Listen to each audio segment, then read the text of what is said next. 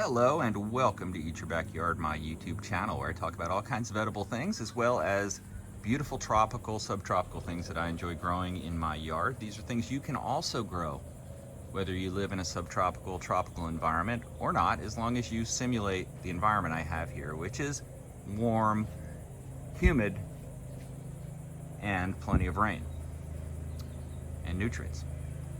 Okay, so in this video, we're going to talk about the world famous roebelenii palm. Roebelenii palm, better known as the Phoenix roebelenii. Some people call it the dwarf pygmy date palm. It is an edible, it is an ornamental, and we're going to talk all about it. First, we're going to get into the harvesting the seeds. I'll show you that, how we do it, when to do it. I'll also talk a little bit about viability and give you some growing tips for getting them started in pots. Then we're going to go ahead and I'm going to demonstrate planting some of these roebelenii seeds in a pot, which is going to illustrate some key points in planting any palm, really. And then in the end, we'll look at some roebelinis that I have both successfully growing in a pot that I've used the same technique I demonstrate in this video, and also we'll show you examples of these beautiful palms growing all around my yard. You know what? We're even going to eat some because, after all, the name of this channel is Eat Your Backyard. All right, let's get started. If you'd like to support the channel, please use the Amazon links in the description. Also, if you'd like to get the seeds that we harvest in this video, you will have a unique opportunity to grab them off of eBay. I will put a link to the eBay location at the description of this video. So thank you once again for your subscription and viewing these how-to videos. In those packages of seeds, I also include many other cuttings from the backyard, which makes it both novel and super cool. All right, let's get started. So the Phoenix roebelenii is one that I've had in my yard for years for a few reasons. First of all, it's a dwarf palm. That means it's not gonna get that big, and that's a real problem to be aware of with palm trees, is that they can get huge. Now, if you have plenty of property, that's not a problem, but me, I really don't, and I don't really want them dominating the canopy either. But we're in a high wind area, hurricane area, they can come crashing down, certainly, so that's not so good. So the smaller palm trees are automatically appealing. Now, there is a large version of this, which has mostly all the same qualities, including larger fruit, larger thorns, larger fronds, larger trunk, but it takes up a lot of area, huge spread, but they are really beautiful. That's another thing to check out if you have more space. This tree, in terms of its viability of the seeds, you know, a lot of palm trees, the seeds can stay viable for about a year, but I wouldn't go on that. I think you want to get it in the ground as soon as, you'll see how we plant it. I think we want to get them propagating as soon as possible, and keep in mind that when we're growing these palm seeds, it can take months. It does take months. You know, the estimated propagation for these seeds would be about 3 months in my estimation. And boy, is it fun when you see them start to pop up. Well, look, it's a pot full of them that I've got growing. All right, let's go ahead and harvest some of these seeds, and I'll show you what to look for. Now, with this palm or any palm, we want to be sure to harvest the fruit when it's about ready to drop on the ground. In other words, when it is done growing. And I'll show you some examples, okay, of stages of the seeds maturing.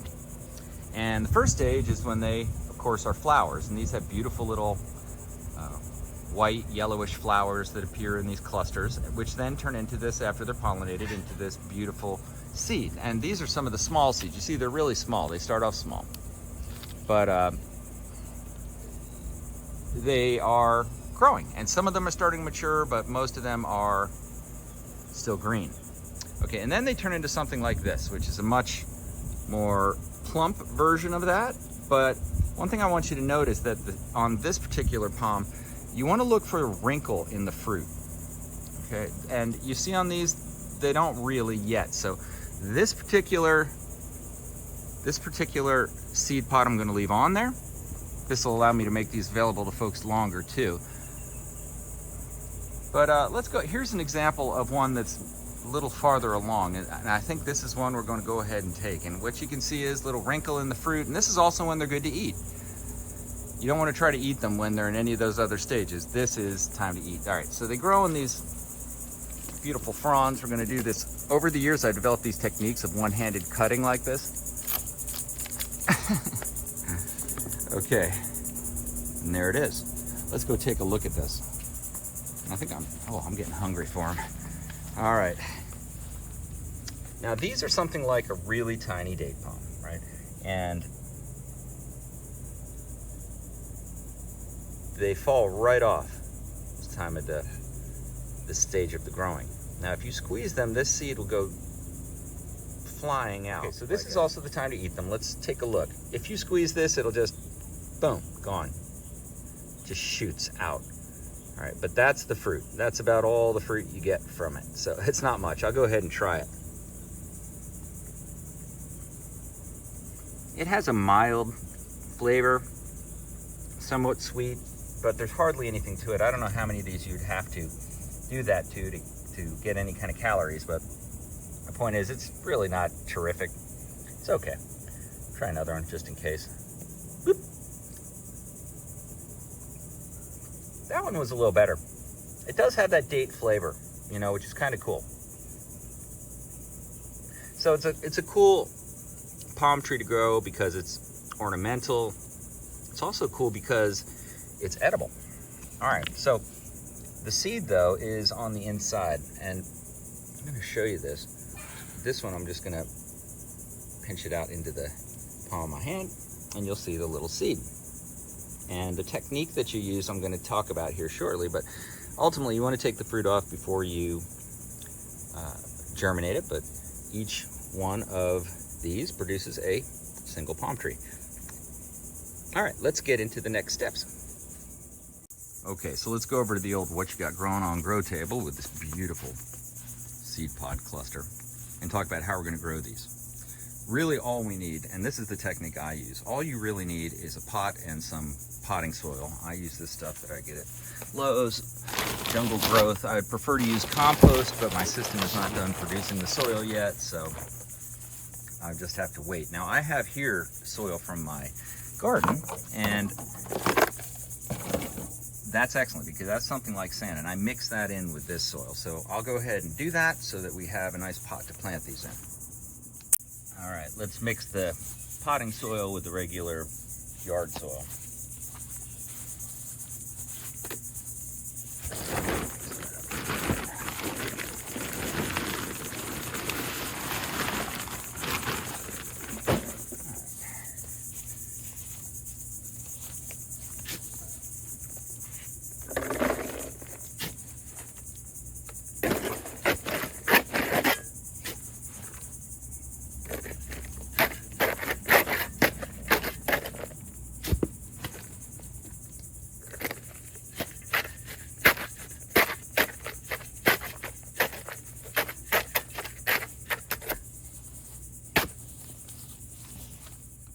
Okay, so what I've got here is a nice mix of sand and potting soil. And that's about right because you really do want a loose medium to plant this in.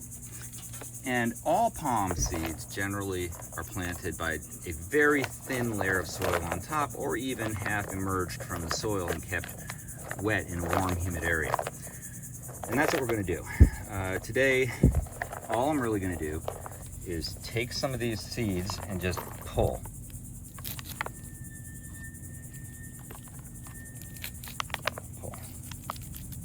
Might as well go ahead and plant them all. I always get carried away. Okay, take a look at that. All those seeds. All you want is a very, very thin layer on top of them. Really all I'm trying to do is just spread them out. I found this method to be very effective. Ooh, look at that. Creepy crawly. The chickens would love that. But anyway, that's it. Now I'm going to water this, keep it in a semi-shady location, but not totally shady. There's a good location. Right there. And it'll get plenty of water from the sprinkler. Okay, now let's look at one that has already used this technique and is grown. This one's about 5 months, 6 months old. Now here is the result after they've given some time to grow. And keep in mind, these take about 3 months to sprout. So sometimes longer. These might have taken a little longer than that, but you can see now they're growing quite well. They're about at the point now where I'll separate them out. And the typical way to grow them beyond this, getting them all started method is to separate them out and grow them in either as one specimen or 3 in a pot. And so I'll do that. I'll probably grow them in 1-gallon pots, something like that. And they'll do quite well. One thing about the roebelenii is that it is very hardy, and it can go down to about 26 degrees Fahrenheit before it freezes. So it's really an excellent choice, but that's what it looks like. It's really that easy. It's really that easy. That's the exact technique that I use. And go ahead, like I said, check the link if you want to get some of these seeds, and you could give it a try too. All right, now let's move on to the next step.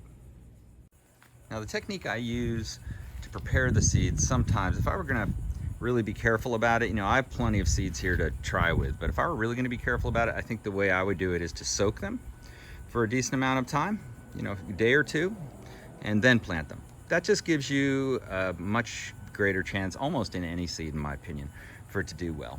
That's just a precautionary thing you can do, certainly. Here they're getting more than enough hydration because it's 100% humidity all the time, and they get copious amounts of water, so it's really not that much of an issue.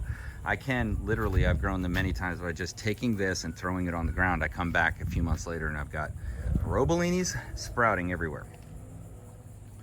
All right, now let's look at what these guys look like full size. So this is an area where,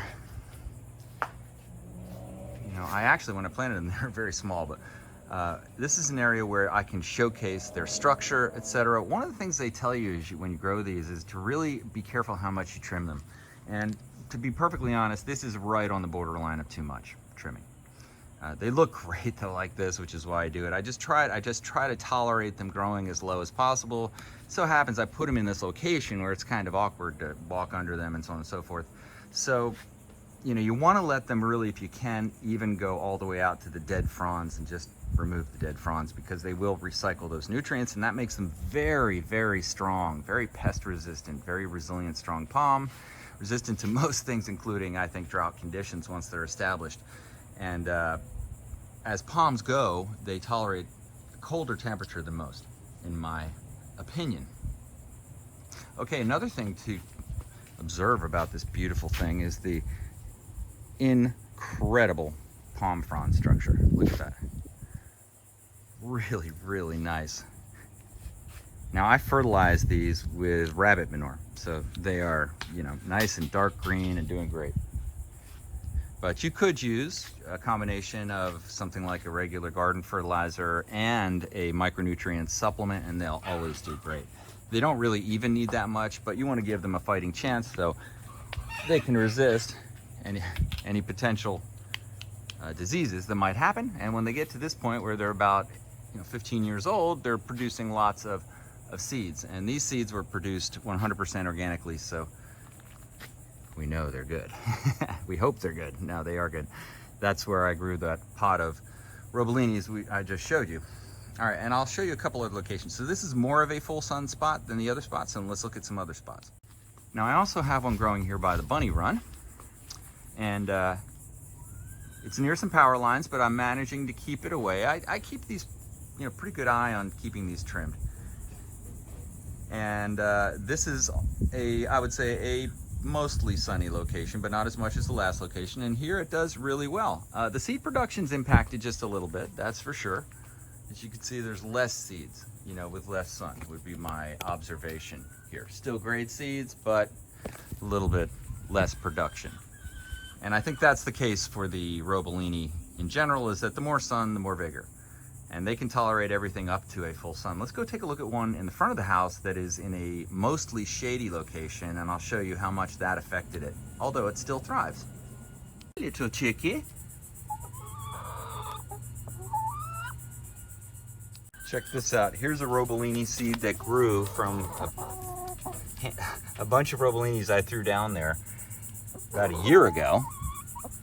It's growing right near the chicken coop. You better watch. It's going to get eaten by those chickens. I'll transplant it before it gets to that point. But the reason I can tell is, well, this is where I left the seeds. But also, look at the distinct structure of the of the way it grows. It's really unlike a lot of palms in that it has this slender, long thing even at a young age, and that kind of weeps over. So it's a distinct sprout in my opinion.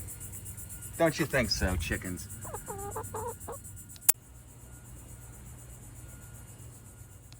So here's the final roebelenii to show you.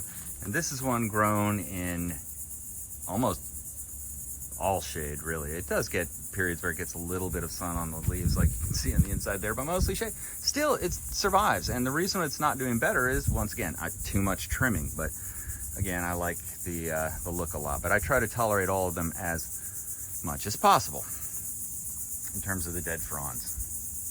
But look at that. I think that's a cool understory application of these roebelenii. So you saw all three places that I have it growing in. A full sun, part sun, mostly shade, and in all places, doing well. So hey, you might consider growing one of these in your yard. I think it's really fun to grow them from seeds. Most of everything I have growing in my yard I've grown from seeds and cuttings and so on and so forth that I've acquired over the years through friends, and I think that's a good way to go. I hope you will subscribe. I hope you will like this video, and thanks for watching Eat Your Backyard.